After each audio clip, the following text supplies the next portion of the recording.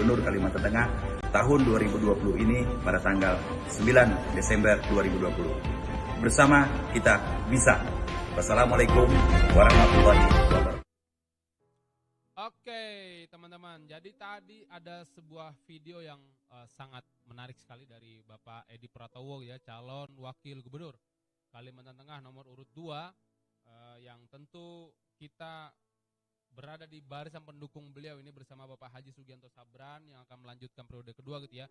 Persis seperti yang teman-teman lihat tadi bahwa momentum Sumpah Pemuda ini sangat penting, sehingga bagi pasangan 02 juga sangat intens untuk memperhatikan tentu juga bagaimana kemudian keterlibatan anak muda ini dalam pembangunan selanjutnya. Sehingga tadi video yang dinarasikan oleh Bapak Haji Edi Pratowo tadi sangat luar biasa, di mana kita kembali merewind 3 Sumpah Pemuda gitu ya. Pertama kita berjanji untuk berbangsa satu, lalu kemudian bertanah air satu, sampai juga berbahasa satu, yaitu bahasa Indonesia.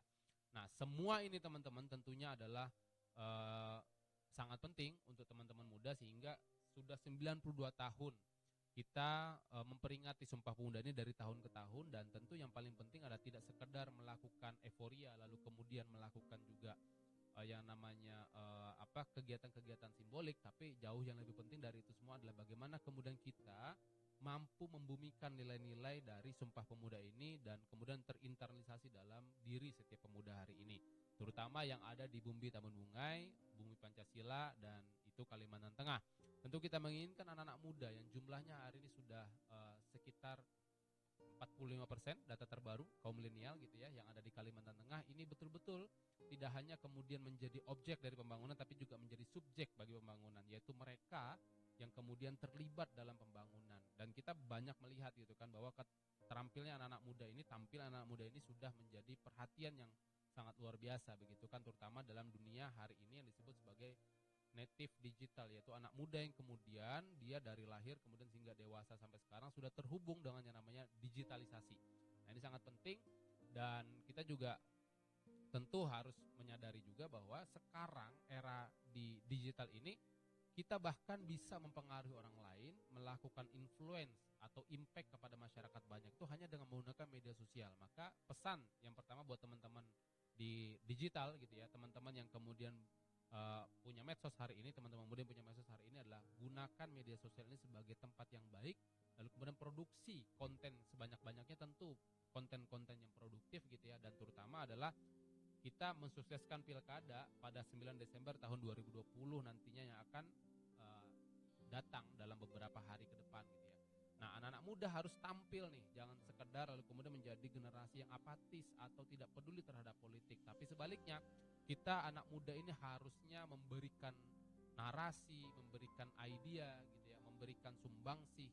Apa sih sebenarnya politik itu gitu ya, lalu kemudian kenapa kita harus terlibat dalam politik. Nah, anak-anak muda harus terlibat dalam kampanye ini. Kenapa? Karena politik itu sangat penting buat kita hari ini. Apa coba? Hal yang paling sederhana teman-teman, kalau teman-teman misalnya minum air mineral yang harganya Rp1.000, itu teman-teman sebenarnya bayar pajak loh, ada PPN di situ gitu kan. Kalau misalnya teman-teman beli yang Rp1.000 itu, misalnya air mineral yang gelas itu Rp1.000 misalnya, itu kan harga dasarnya bisa jadi basicnya hanya Rp900. Teman-teman bayar 1.000 itu karena ada kebijakan politik di sana, karena ada tax di sana, karena ada pajak di sana. Sehingga mau tidak mau, suka tidak suka, sebenarnya kita sudah berkontribusi terhadap pembangunan, lalu kemudian berkontribusi terhadap income negara, termasuk juga daerah. Dan tugas kita sebagai anak muda hari ini bagaimana kemudian mengawal pembangunan ini dengan baik, yaitu menggunakan uang masyarakat, menggunakan uang-uang yang kemudian kita masukkan kepada negara setiap harinya, setiap detiknya, setiap menitnya, setiap jamnya ini menjadi program yang kemudian betul-betul program ini sampai ke masyarakat, pembangunannya baik itu pembangunan fisik maupun juga sumber daya manusia. Nah inilah concern yang harus dibangun, dan pasangan Sugianto Edi Pratowo adalah pasangan yang juga concern terhadap hal ini, tidak hanya concern terhadap pembangunan fisik tapi juga concern bagaimana pembangunan sumber daya manusia yang kemudian bisa dibanggakan gitu ya. Kalteng makin berkah itu sebenarnya adalah Kalteng yang kemudian menggambarkan tidak hanya maju secara physically tetapi juga maju terhadap pembangunan manusia. Oke teman-teman, sebelum kita lanjut kita akan saksikan iklan yang berikut ini.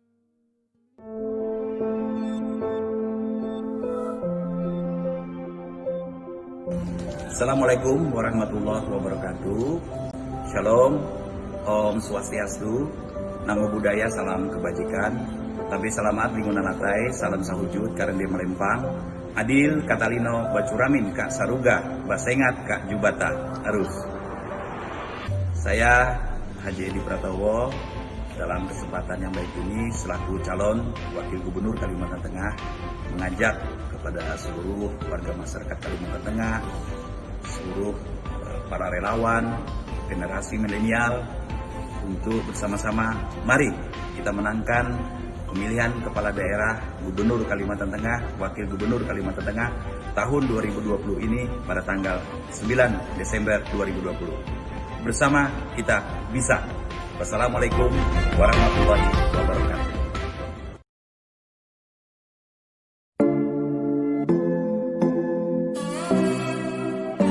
Assalamualaikum warahmatullahi wabarakatuh. Shalom, Om Swastiastu, Namo Buddhaya, salam kebajikan. Tabe selamat, lingkungan latai, salam sahujud karena melempang. Adil Katalino Bacuramin Kak Saruga, Basengat Kak Jubata, Arus. Saya Haji Edi Pratowo mengucapkan selamat Hari Sumpah Pemuda 28 Oktober 2020. Mari kita rayakan Hari Sumpah Pemuda dengan kebersamaan agar Kalteng makin berkah dan Indonesia terus maju. Pemuda, masa depan bangsa. Wassalamualaikum warahmatullahi wabarakatuh. Oke, teman-teman. Jadi kita tadi bicara soal dua dimensi gitu ya, yaitu bagaimana politik kemudian juga sebenarnya berimpact terhadap pembangunan. Nah, ngomong-ngomong soal Sumpah Pemuda dan juga ngomong-ngomong soal Maulid Nabi yang juga kita sudah rasakan gitu ya, dan kita baru saja peringati gitu ya. Jadi Sumpah Pemuda ini adalah sebenarnya tonggak sejarah bagi anak muda kemudian bisa terlibat dalam kampanye kemerdekaan hari itu. Nah, hari ini kalau kita pengen mengerti dan mengakui gitu ya bahwa keterlibatan pemuda dalam pembangunan itu sangat urgent dan sangat penting. Kenapa? Karena kalau teman-teman lihat hampir setiap perubahan sosial ataupun juga peradaban itu pasti dimulai dengan yang namanya narasi anak muda lebih dulu. Sebut saja deh misalnya kayak Indonesia. Indonesia itu dimulai dari KOS 1908 kan, ada Budi Utomo dan seterusnya. Sebelumnya bahkan ada KOS Cokro Aminoto gitu ya.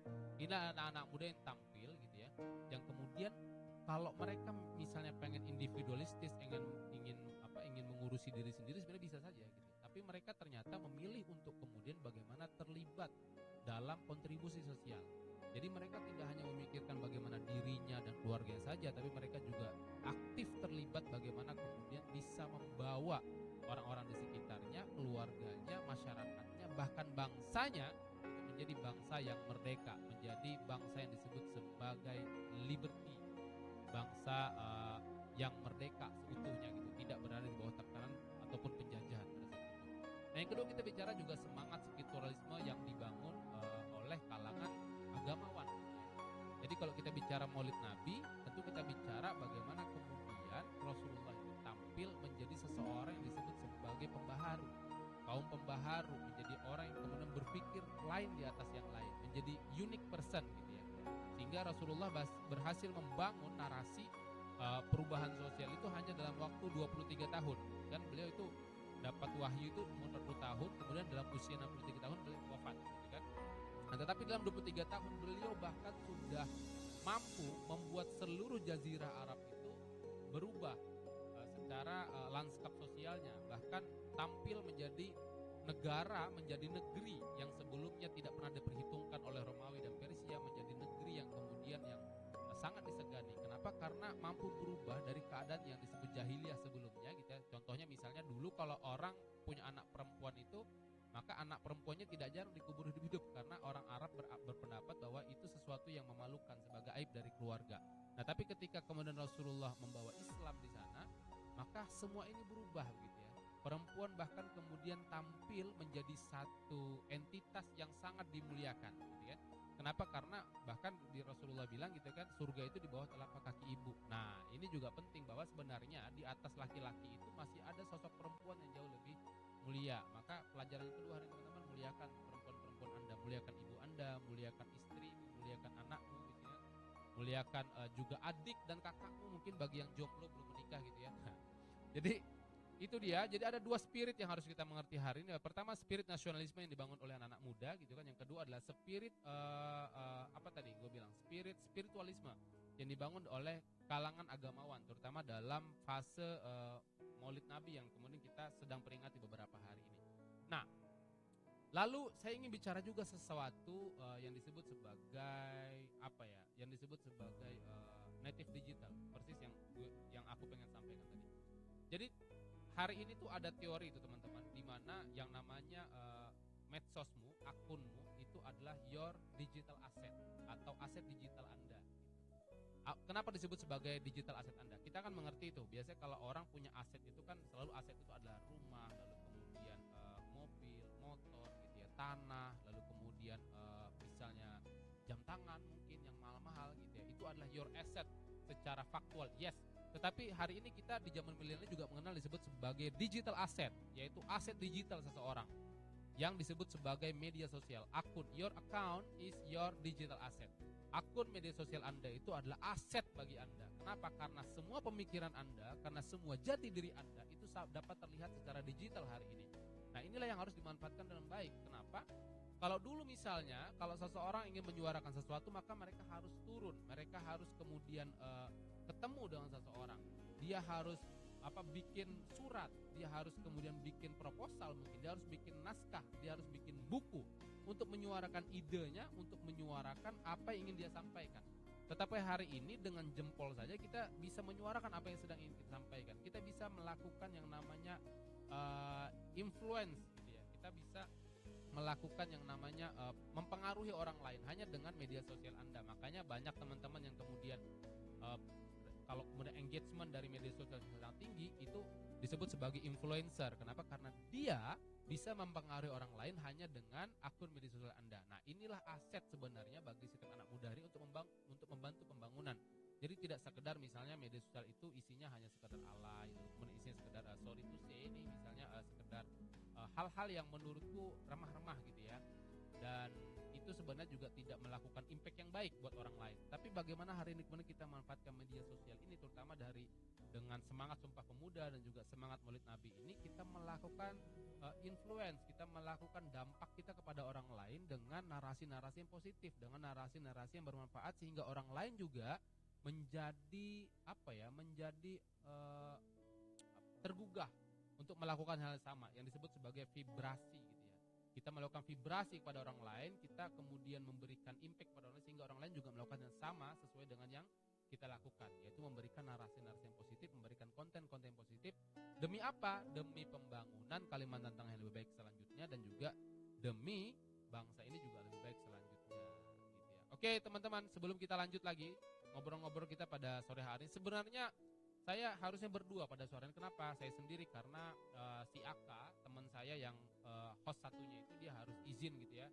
Dia sedang berada di Pangkalan Bun, mengikuti prosesi lamaran dari Adinda Alvan. Nah, ini kita juga ucapkan selamat nih kepada Muhammad Alvan yang kemudian sudah engagement kemarin malam gitu ya. Mudah-mudahan nanti diberikan kelancaran hingga dia menuju akad nikah. Baru usianya masih muda, perempuannya juga masih muda, tapi sudah memberanikan diri untuk menikah. Ini tentu hal yang sangat positif gitu ya. Kenapa gue bilang begitu? Nanti gue akan jelasin kenapa menikah muda itu bisa membentuk masyarakat yang positif. Apa hubungannya coba kita menikah muda dengan membentuk masyarakat yang positif? Nah, itu nanti akan aku jelasin gitu ya. Dan tentu kita juga ngucapin selamat ulang tahun nih buat salah satu kru kita, yaitu Bang Petrus Tampu Bolon yang sudah berulang tahun juga kemarin gitu ya, di usianya yang sekarang sudah menginjak 16 tahun, 24 tahun ya. Mudah-mudahan dia semakin jaya, semakin cemerlang karirnya gitu ya. Dia adalah orang yang selalu berada di behind the scene setiap tayangan kita, orang yang berada di belakang layar, yang tidak tampil di layar, tapi justru perannya sangat penting buat kita semuanya. Kita doakan semoga Bang Petrus ini makin maju karirnya, kemudian juga makin kerasan di Kalteng gitu ya. Nah, makin berkah juga tentu yang paling penting. Oke teman-teman, sekali lagi kita akan saksikan iklan yang berikut ini.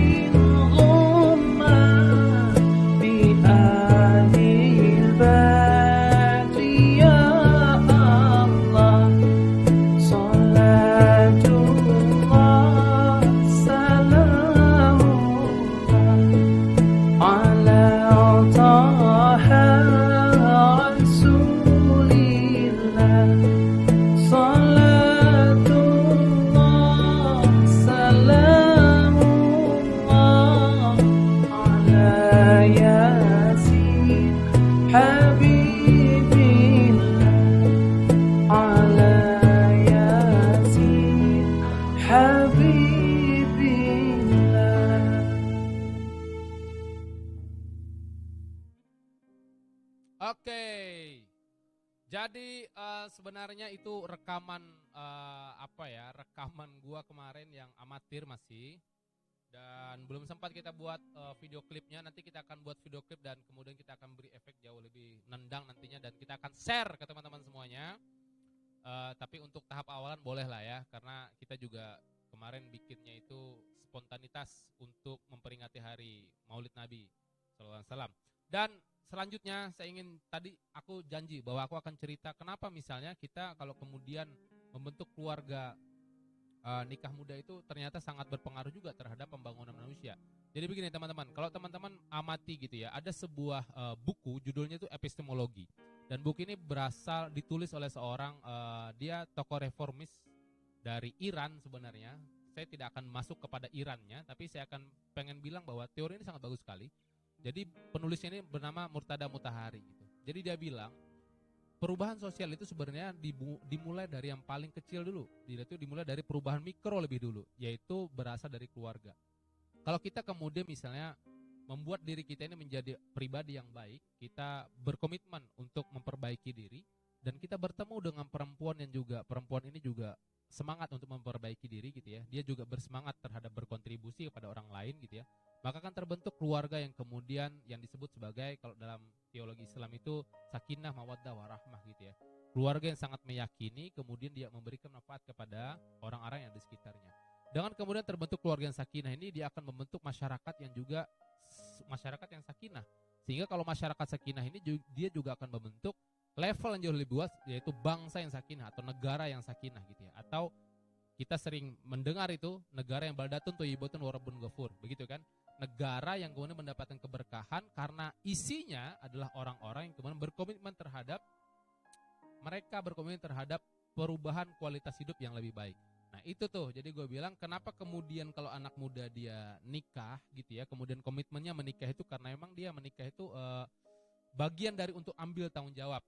Nah terhadap perubahan sosial itu, maka pernikahan yang sebenarnya ini antar urusan gue dan si dia gitu ya, antara saya dan si doi, itu justru kemudian bisa membuat perubahan lompatan yang jauh lebih luas, yaitu kepada negara yang juga baik. Nah itu juga, jadi kalau kita maknai ini Sumpah Pemuda, sebenarnya ini kan dimulai dari juga skup yang kecil gitu ya. Anak-anak muda yang kumpul jumlahnya hari itu bilangannya mungkin hanya puluhan gitu. Yang mewakili beberapa ada dari Jong Java, ada Jong Ambon, ada Jong Celebes. Celebes itu Sulawesi ya. Kemudian ada Jong Ambon gitu ya. Lalu kemudian ada Jong Sumatera gitu ya. Nah ini adalah orang-orang yang mereka mungkin jumlahnya pada hari itu sangat minimalis, sangat kecil sekali, tapi mereka percaya tuh dengan kemudian mereka melakukan melakukan yang namanya penyatuan terhadap narasi, mereka mentransformasi pikiran, mereka punya komitmen satu tuh, komitmennya yaitu untuk kemudian bagaimana membuat bangsa ini merdeka. Maka setiap orang yang kecil ini kemudian dia memvibrasi kepada banyak orang, dia memvibrasi kepada seluruh pemuda Indonesia, dia juga memvibrasi kepada tokoh-tokoh elit hari itu, sehingga kemudian hanya dalam waktu 20-an tahun berhasil membuat lompatan memerdekakan Indonesia. Jadi selalu dimulai dari gerakan yang kecil, selalu dimulai dari gelombang yang kecil teman-teman. Maka jangan pernah takut sebenarnya kalau kita lonely. Kenapa? Karena memang kalau lagi-lagi kita mempercayai sudah keniscayaan tuh, sudah sunatullahnya kalau kemudian orang yang ingin berbuat lebih baik itu adalah orang yang kadang-kadang lonely, kadang-kadang dia ngerasa sendiri tuh. Nah, kembali kita kepada momentum Maulid Nabi tadi yang sudah, terutama ada sholawat tadi gitu ya, yang aku nyanyiin dengan seada-adanya lah gitu ya. Mudah-mudahan teman-teman terhibur. Jangan nilai berapa kualitas suaranya, tapi nilai saja apa yang ingin disampaikan gitu ya. Jadi Nabi juga memulai dakwah itu juga dengan ruang kecil gitu. Dia bahkan 13 tahun itu berdakwah di Mekah itu pengikutnya hanya 300-an. Bayangin, 13 tahun dia berdakwah di Mekah itu. Berdakwah itu kalau hari ini mungkin kita kampanye gitu lah ya. Nah gue hubungin ke politik gitu ya. Jadi politik itu kayak gitu. Jadi dakwah itu juga bagian dari politik, politik itu juga bagian dari dakwah sebenarnya. Nah jadi Nabi waktu itu dia 13 tahun dia berdakwah di Mekah itu pengikutnya hanya 300-an orang. Waktu kemudian beliau hijrah ke Madinah, dalam waktu 10 tahun beliau di Madinah. Lalu kemudian pada saat beliau meninggal dunia, ada beberapa peneliti menyebutkan jumlah kaum muslimin hari itu sudah mencapai 100-an ribu orang. Bayangin, 13 tahun di Mekah, 13 tahun di Mekah itu hanya 300 orang, tapi dengan 10 tahun di Madinah beliau sudah berhasil membangunkan, memvibrasi orang sebanyak 100.000 orang minimal hari itu. Ini adalah pengakuan sejarah yang dilakukan oleh beberapa penulis dan beberapa para tokoh sejarawan gitu ya. Apa yang membedakan antara di Mekah dengan di Madinah? Yang membedakan adalah ketika di Mekah Rasulullah itu hanya sebatas nabi. Beliau bukan tokoh politik, beliau bukan pemimpin negara. Tetapi ketika di Madinah, beliau memimpin negara, beliau memimpin politik, begitu ya. Makanya kemudian beliau berhasil menggait 100.000 orang minimal pada hari itu yang kemudian berangkat menjadi muslim. Artinya apa? Artinya power itu, artinya politik itu sangat diperlukan untuk kebaikan, begitu. Jadi, kadang-kadang kita menjadi bias, kadang-kadang kita menjadi distorsi ini makna politik. Kalau kemudian kita larikan makna politik ini hanya sebatas kontestasi. Sebenarnya politiknya terbagi dua, teman-teman. Pertama adalah wilayah narasi, ada wilayah kontestasi. Nah, kita selesai dulu nih politik dengan wilayah narasi. Apa itu wilayah narasi? Itu wilayah pembangunan, gue bilang. Yaitu di mana setiap orang itu punya telos, punya cita-cita, ingin melakukan sesuatu tuh. Misalnya Kalteng nih, misalnya kenapa misalnya Pak Sugianto dan Edi beliau hari ini misalnya punya niat nih untuk maju untuk yang kedua kali. Tentu beliau punya narasi. Narasinya apa? Yaitu ingin membuat masyarakat Kalteng ini jauh lebih makmur, jauh lebih sejahtera gitu ya, jauh lebih berdaya begitu. Nah, kemudian dalam bahasa globalnya kita mengenal sebagai jauh lebih berkah. Makanya semboyannya adalah Kalteng makin berkah, kan begitu seharusnya. Nah, setelah kita selesai nih dengan wilayah narasi kita ini, baru kemudian kita ngomong soal kontestasi. Baru kita bicara soal bagaimana melakukan upaya pemenangan, bagaimana kita melakukan kampanye, bagaimana kita menjangkau masyarakat ini yang jumlahnya nanti pada 9 Desember itu total DPT-nya 1,7 misalnya 1.700.000 orang itu, kemudian aware, kemudian trust gitu ya, percaya, lalu kemudian interest, sampai pada akhirnya juga menjatuhkan pilihan kepada nomor 02 ini. Nah, begitu tuh, kita harus selesai dulu dengan wilayah narasi. Kenapa kita harus mendukung nih pasangan Sugianto Sabar di Pratowo misalnya? Karena kita pengen Kalteng itu memang berdaya. Kita pengen pembangunan berkelanjutan, jangan sampai mulai dari nol lagi misalnya.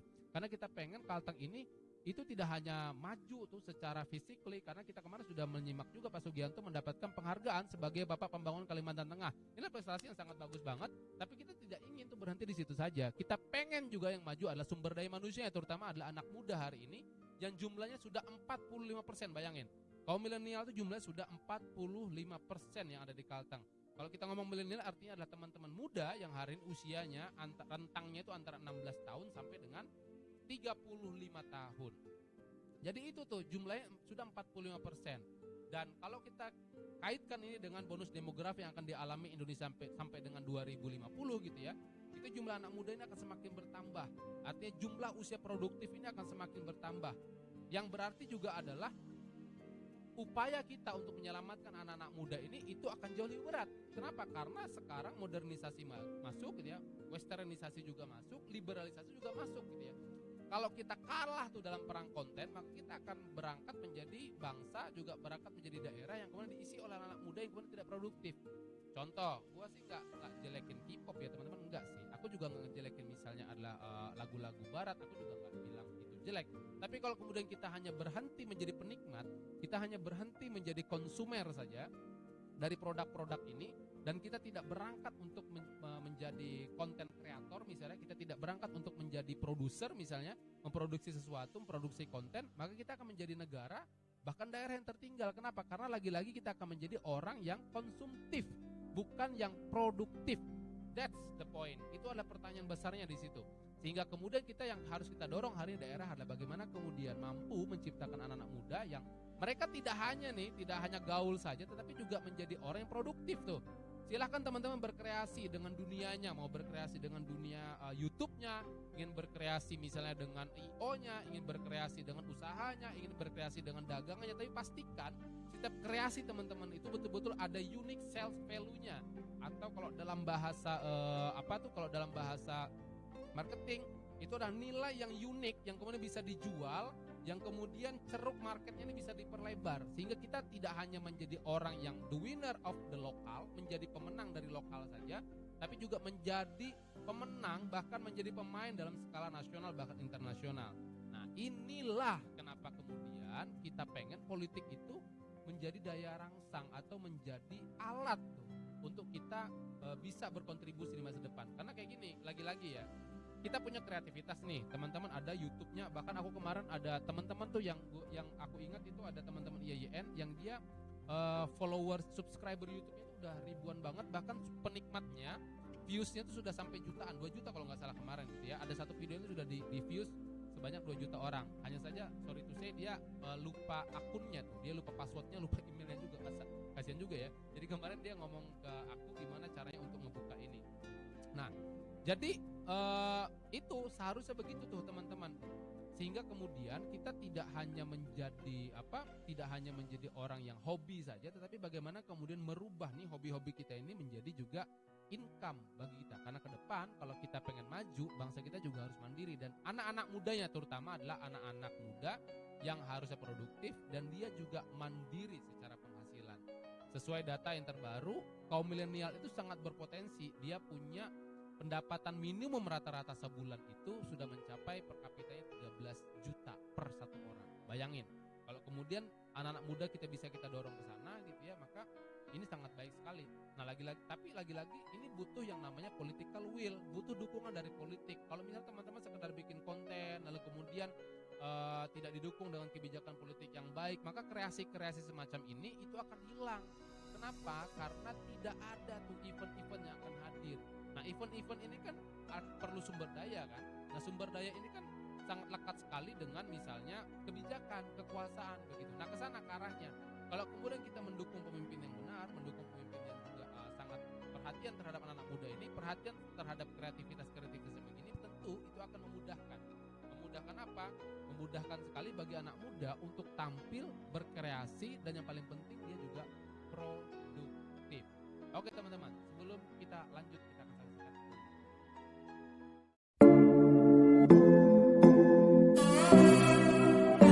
Assalamualaikum warahmatullahi wabarakatuh. Shalom, Om Swastiastu, Namo Buddhaya, salam kebajikan.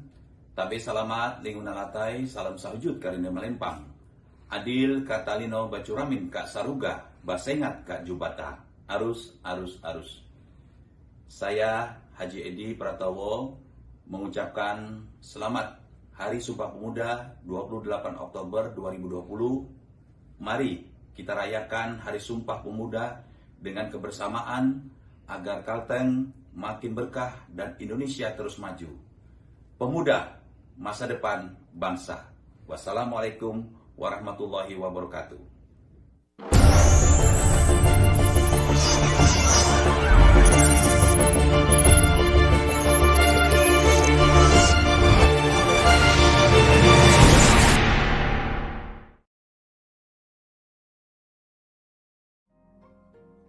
Oke, teman-teman. Jadi kita tadi sudah sampai kepada kenapa saya bicara soal politik gitu ya. Jadi kita bicara tadi politik itu sebagai dua instrumen. Yang pertama adalah instrumen narasi, yang kedua adalah instrumen kontestasi. Nah, kenapa misalnya anak muda hari ini banyak yang kemudian menjadi apolitis? Karena mereka hanya mengenal politik ini sebagai instrumen kontestasi, di mana setiap per 5 tahun akan ada yang bertanding gitu ya. Bahkan banyak masyarakat yang kemudian, ini rahasia umum saya kira, dan itu setiap orang pasti akan mendengarnya. Siapapun yang terpilih kayaknya bakal begini-begini aja deh. Itu kenapa? Kenapa banyak yang begini? Karena memang masyarakat itu mengenal secara luas politik ini sebagai instrumen kontestasi, yaitu kalau ada ajang pemilihan maka itulah politik. Nah, kalau misalnya ada ajang pilkada maka itulah politik. Kalau ada ajang pilgub maka itulah politik. Kalau ada ajang pilpres, pileg dan seterusnya maka itulah politik. Enggak sesimpel itu. Bedakan antara pemilihan umum dengan politik. Politik itu adalah satu tempat yang sangat luas banget, gitu ya. Di sana ada kebijakan publik, di sana kemudian ada narasi, gitu ya. Di sana kemudian ada struktur, di sana juga ada ideologi dalam berbangsa dan bernegara. Nah, kesemua hal ini itu yang disebut sebagai politik. Tetapi pemilu itu bukan politik. Pemilu sebagai alat politik, yes, gitu ya. Bagian dari politik, yes. Tetapi pemilu adalah politik, no. Karena politik itu jauh lebih luas ketimbang soal pilkada, jauh lebih luas ketimbang soal pemilihan umum, beda. Jadi ada politik narasi dan ada, makanya gue bilang tadi ada politik narasi, ada juga politik kontestasi.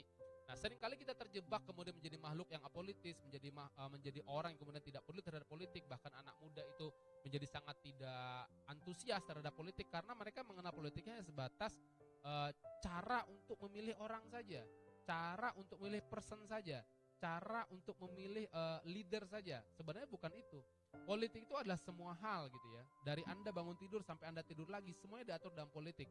Gua kasih contoh yang sederhana. Teman-teman naik motor hari ini. Kemudian teman-teman tidak bawa SIM. Lalu kemudian gara-gara tidak bawa SIM di pertigaan jalan ente nabrak pula tuh lampu merah misalnya kan. Satu waktu kemudian ditangkap oleh Bapak polisi misalnya. Itu juga politik gitu ya. Itu adalah aturan dan itu adalah produk politik. Kenapa? Karena kalau Anda tidak bawa SIM, lalu kemudian Anda melanggar rambu-rambu gitu ya, ditambah lagi misalnya nggak pakai helm misalnya, maka Anda melakukan sesuatu yang dilarang oleh negara begitu. Nah, aturan ini juga politik begitu. Nah, jadi politik itu tidak sesederhana pemilihan saja. Makanya gue bilang tadi, kenali dulu nih politik. Ada yang namanya kontestasi, ada yang namanya wilayah narasi. Nah, yang paling benar adalah bagaimana hari ini kemudian kita menjadi antusias terhadap politik begitu. Kita menjadi antusias terhadap pemilihan misalnya. Kenapa kita kemudian harus antusias terhadap pemilihan umum? Kita harus antusias terhadap pilkada. Kita memastikan diri kita nggak golput karena kita mengerti bahwa politik ini adalah alat untuk mengatur seluruh kehidupan publik kita hari ini. Bedanya politik dengan agama di situ. Agama itu mengatur wilayah private, tetapi politik hanya mengatur wilayah publik. Nah, ini harus dipahami. Sehingga kemudian nggak mungkin kan misalnya politik ngatur misalnya bagaimana kalau yang muslim misalnya itu maghrib dari 3 jadi 4, nggak mungkin dong. Karena lagi-lagi politik itu hanya berada pada wilayah publik begitu ya. Sementara agama itu berada pada wilayah private. Nah, kenapa kita perlu politik? Kenapa kita perlu bernegara? Kenapa kita perlu punya provinsi dan kenapa kita perlu punya gubernur? Karena kita ingin bahwa kehidupan publik kita ini menjadi lebih baik dan semakin berkah. Itu konteks yang benar. Setelah kita mengerti ini semua, baru kita menjatuhkan pilihan. Kepada siapa kita akan menaruh harapan pada 9 Desember pada tahun 2020. Nah, ini kurang lebih saya ramu nih konten kita pada sore harinya itu bicara tentang Sumpah Pemuda, bicara soal Maulid Nabi, dan lebih penting adalah kita juga bicara bagaimana kemudian membridging, membawa politik ini kepada arah yang sebenarnya, yaitu mengenali politik ini lebih dalam. Kalau bahasa Ruli kemarin itu deep talk gitu ya. Kan teman-teman kalau bisa jatuh cinta itu suka bicara lebih dalam kepada doinya. Nah, ini kita bicara lebih dalam sebagai anak muda terhadap politik. Apa itu politik? Sehingga kemudian dalam menjatuhkan pilihan nantinya, kita tidak salah memilih begitu. Kita harus menjatuhkan pilihan kepada orang yang tepat. Bagaimana kemudian pembangunan yang sudah baik, ini menjadi pembangunan yang kemudian betul-betul bisa continue. Menjadi pembangunan yang benar-benar bisa berlanjut. Menjadi pembangunan yang tidak hanya kemudian hari ini kita sudah berhasil secara physically misalnya, betul bahwa masih ada beberapa ornamen yang harus diperbaiki di sana, tetapi kita juga harus kemudian memikirkan bagaimana pembangunan sumber daya manusia ini juga jauh lebih canggih, jauh lebih ke depan, sehingga yang tampil sumber daya manusia Kalimantan Tengah ke depan inilah benar-benar sumber daya yang bisa diandalkan begitu. Kalau kita ngomong nih hari ini misalnya siapa sih tokoh kita di nasional hari ini, siapa sih hari ini jadi menteri dari Kalimantan Tengah, siapa sih hari ini yang kemudian bisa menjadi birokrat yang betul-betul diandalkan misalnya di pentas nasional. Kalau semua itu jawaban teman-teman adalah kita belum punya banyak representasi di sana, mungkin salah satu jawabannya adalah karena mungkin pembangunan sumber daya manusia kita ini memang bukan bilang tidak maju ya, kita maju tapi mungkin lebih slowly ketimbang teman-teman yang lain. Nah, inilah ke depan politik ini harus berpihak kepada pendidikan, politik harus berpihak kepada pembangunan sumber daya manusia, dan pasangan Sugianto Edi Pratowo berjanji buat hal itu semua.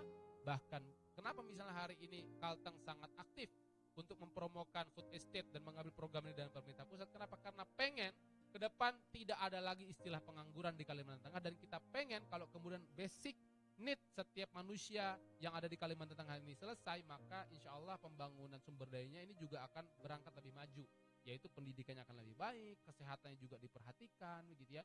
Bagaimana kemudian mereka peduli terhadap politik, kemudian terhadap seni ini juga akan secara otomatis terstimulus untuk ke sana. Kenapa? Karena basic need-nya sudah selesai, kebutuhan dasarnya sudah selesai. Oke teman-teman, kiranya ini yang bisa gue sharing gitu ya.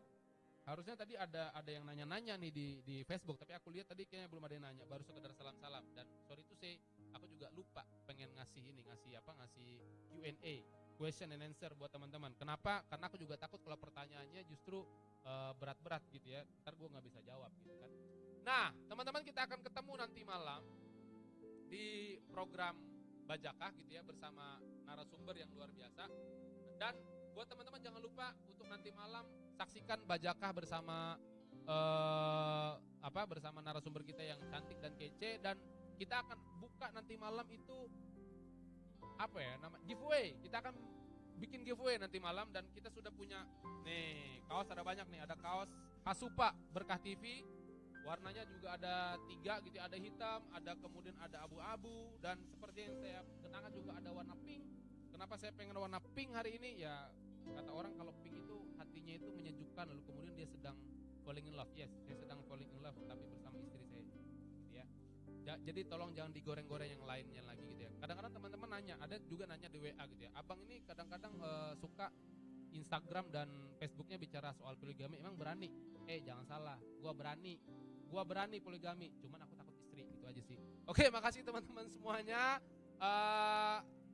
Sampai ketemu nanti malam, dan lagi-lagi jangan lupa untuk saksikan kita nanti malam bersama bintang tamu yang sangat kece, dan kita akan ada door prize nih. Buat teman-teman yang pengen dapat kaos ini secara gratis dan free, silahkan saksikan Bajakah nanti malam jam 19.00 sampai dengan pukul 20.00 waktu Indonesia bagian Barat. Tetap di Berkah TV, jangan lupa untuk follow IG kita, juga subscribe YouTube kita, dan juga like fanpage kita. Sampai ketemu nanti malam, selamat berkontribusi. Assalamualaikum warahmatullahi wabarakatuh. Kau makin berkah.